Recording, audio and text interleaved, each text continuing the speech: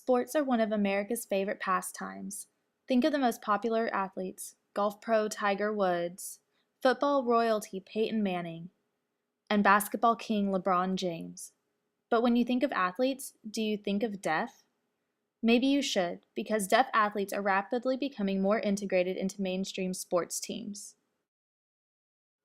Meet Matt Hamill. Matt started wrestling at a young age. His wrestling career extended into college, where he wrestled for the Rochester Institute of Technology. In fact, Matt wrestled so well he was a three-time NCAA Wrestling Division III national champion. Would you have guessed Matt also is deaf? Matt Hamill later became a mixed martial artist and was a celebrated UFC fighter. He retired in 2011, approximately 1 year after his film The Hammer released. The Hammer is a biographical drama about Hamill's college years as a wrestler. In 2010, there were an estimated 10 million Americans that identified as either deaf or hard of hearing.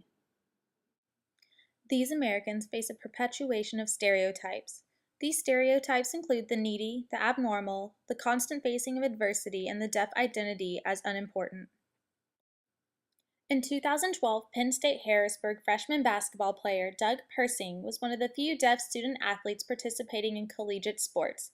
As noted in the news story, in order to communicate with his teammates and coaches, Persing used an interpreter. However, in an interview with Persing's coach, it is shown that Persing's deaf identity is seen as not normal. Season goes along, each day that goes by becomes more and more normal for him and for us, where he's just one of the guys. According to Leonard Davis, the idea of a norm is less a condition of human nature than it is a feature of a certain kind of society. Recent work on the ancient Greeks, on pre-industrial Europe, and in tribal people, for example, shows that disability was once regarded very differently from the way it is now. This idea of deaf being accepted as normal is challenged, however, by Persing's coach. Another case of deaf athletes perpetuating stereotypes is the example of Frankie Antonio, a wrestler at Madison High School. Antonio is introduced to viewers as the guy with his face on the floor, associating him as helpless and needy before the audience has had a chance to learn about him. The interpreter also inadvertently shows Antonio as needy. Being able to have that interaction and being able to feel like I'm providing them a service, that they may not have otherwise. They need to have equal access to as the hearing kids do. There is a long way to go in taking down the stereotypes.